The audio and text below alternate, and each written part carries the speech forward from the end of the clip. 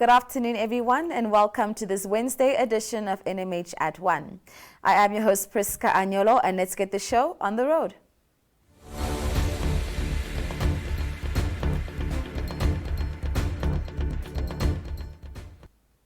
On Wednesday, our COVID-19 monitor focuses on healthcare workers.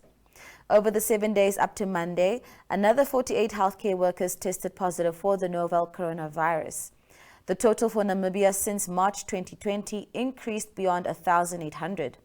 More than 1,200, or almost 70% of these cases, were reported since the 1st of December last year. Graphically, cases amongst health workers decreased over the last 8 weeks, but shows an upward turn during last week.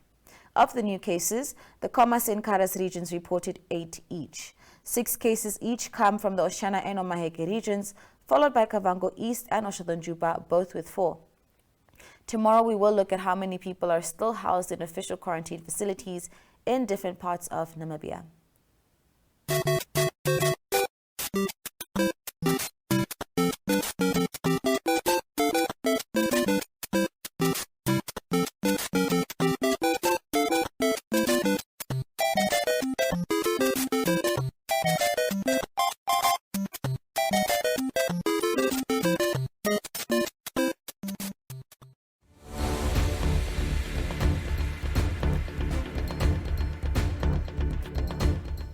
We start with our video segments. And in today, we start in Windhoek, where Michael Iyambo, who was at one stage accused of murder and later acquitted, says the justice system failed him. He is applying for legal aid to sue government, as he says he is now shunned by his own family and community members. Okhone Tlhache spoke to him. Yes, my name is Michael Mandome Paulo. I was accused of murder in 2011, unlawfully, and now I put in a crime for a crime for the all damages they caused me after they apologized for what they caused me in the court. But I need a proper approach. I don't have income anymore. My friends go away. My family, everyone talk against me. They are pointing me as a murderer. So I was offered 3 lawyers from the legal aid who are withdrawn from the case now, and the legal aid, they were telling me the fact that was the last time to offer a lawyer representing a civil case, a civil matter. Now I'm wondering, where will I get a lawyer? If anyone there understand what I'm trying to say, to come in and assist. I don't know what to do now, because I've been innocent and 8 years been prosecuted. That is malicious. And now for news from the Deep South, where the South African agriculture company ZZ2 is currently busy harvesting juicy medial dates for the export market on farm Hakkiesdoorn, situated on the banks of the Orange River. Ronel Rademeier reports, and Johanan Kitsia was the videographer. The South African agriculture company ZZ2, often called the Tomato Kings for supplying 50% of the tomato market in the neighboring country, is also producing juicy medjool dates on the banks of the Orange River. Farm Hakkiesdoorn, where they are farming with dates, is situated 120 kilometers south of Karasburg. Medjools are often called little nutrition bombs because they are packed with vitamins, minerals and fiber. ZZ2 joined forces with partners with experience in the cultivation of dates and started to plant medjool date palm trees on Hakkiesdoorn in 2010. The Orange River ensures an abundant water supply that is important for optimal production. The dry climate, coupled with intense heat for most of the year, provides an ideal growing environment for optimal fruit development. The harvested fruit is cooled immediately after picking. It is then sorted into different classes, varying from export quality to fruit suitable for processing. It is then frozen and kept until it is released onto the markets. Despite their frozen status, medjool dates are considered a fresh fruit. My name is Jackson Jonas. I'm supervisor in the pack house at Kara State Farming. I'm the one in charge of this whole place here and the people. I'm so proud our days are going from here, Bangladesh, Emirates. So I can't remember all the countries because there are a lot now. So to America, especially America, Europe, it means a lot to the people here in our pack house because it's creating many things and it's teaching them many things they didn't know. And I used to ask them sometimes how they feel when they're here. They feel very proud and they are even happy because it's lower the poverty of the working in the region, and it feels them very happy because they came here to work and receive something and take it along home. So I used to do it every year. I have 2 seasons, baking season and pruning season. So it's very much better for them. They are feeling very, very, very good. Thai Karas Mutual Dates, we are always here for you.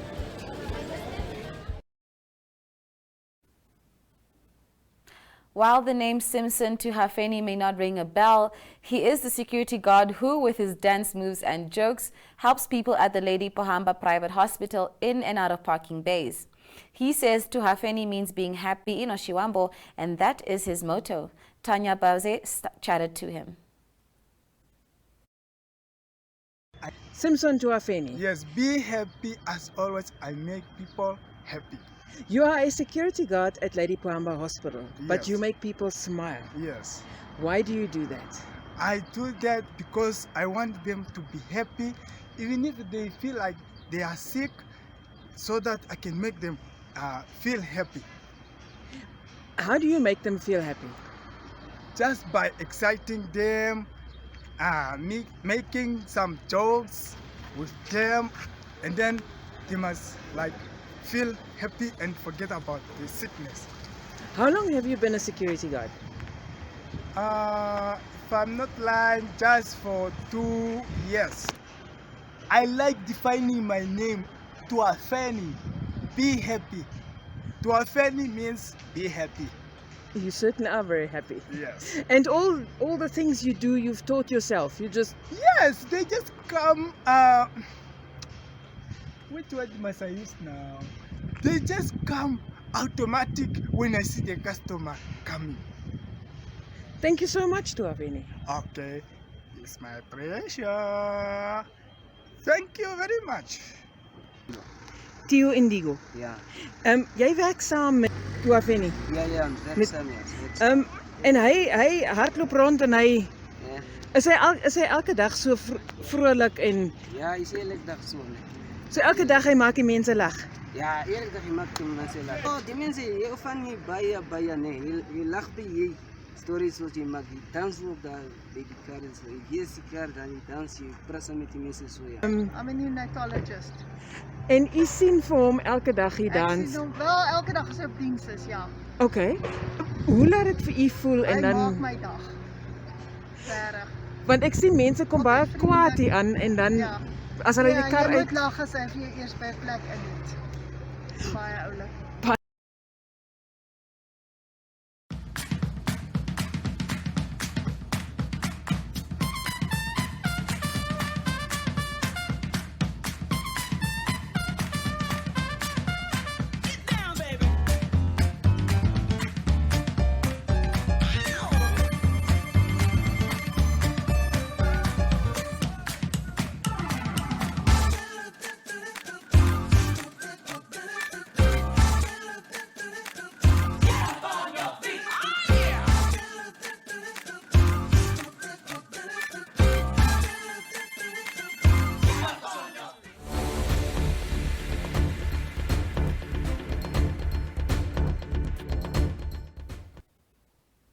Moving on to our dailies. Namibian Sun reports that a senior government delegation led by Deputy Prime Minister Netumbo Nandi-Ndaitwah is currently in the United Arab Emirates in a bid to lure billionaire investors to manage Namibia's container port terminal as well as to fund the desalination program. Republican reports that the seasoned Windhoek liquidators Dave Bruni and Ian McLaren of Bruni and McLaren CC were appointed by the Master of the High Court, L.C. Beekers, as the provisional liquidators for Air Namibia. A certificate in this regard was issued last week in terms of the Companies Act. Allgemeine Zeitung reports that more than 10 employees of the construction company Sals Gosso demonstrated in front of the company premises in Swakopmund on Monday. They expressed dissatisfaction after allegedly not receiving their salaries for 5 months. The president of the Congress of Namibia, also known as TUCNA, Paulus Hango, said that the management of Sals Gosso intended to pay the workers their outstanding wages and then fire them. The Namibian reports that a few days before the anniversary of Namibia's first coronavirus cases, the country has confirmed the presence of the South African variant, while the Namibia Medical Regulatory Council approved of the COVID-19 vaccine. The New Era reports that chief whips of various political parties presented in the National Assembly yesterday leapt to the defense of their fellow parliamentarians, saying the current seating arrangements are limiting their members from actively taking part in debates in the August House.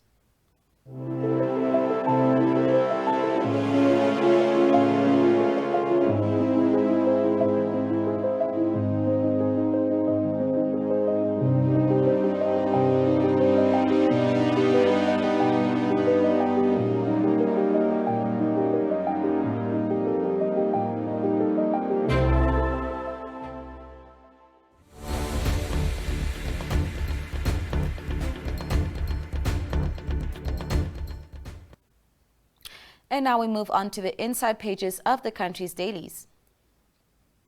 Namibian Sun reports that with a decrease of 5.2%, the Oshana region has only managed to produce 504 qualifying learners out of 2,812 registered for grade 12 examinations in 2020. COVID-19 was the biggest contributor to the decrease in the pass rate. The Republican reports that the risk of the outbreak of locust plagues towards the end of a good rainy season like this year is high. In addition, the chance of outbreaks will remain high until after the winter in August as well as until January next year. The Allgemeine Zeitung reports that the national electricity supplier NamPower announced this week that the numerous unpaid customer bills, which now amount to a total of $1 billion Namibian dollars, are placing a heavy burden on the company. NamPower will therefore introduce a debt collection plan on the 12th of April for large electricity customers who have not yet paid their debts on March the 31st. The Namibian reports that the Directorate of Veterinary Services under the Agriculture Ministry has eased the ban restricting the movement on cattle. This resulted in farmers being allowed to move live cattle from the foot and mouth disease-free zone for direct slaughter within 72 hours upon arrival under supervision of veterinary services. New Era reports that the bail judgment into the case of self-proclaimed prophet and founder of the House of Joy Ministries, Jackson Barbie, is scheduled to be delivered next week in the Windhoek Magistrates Court.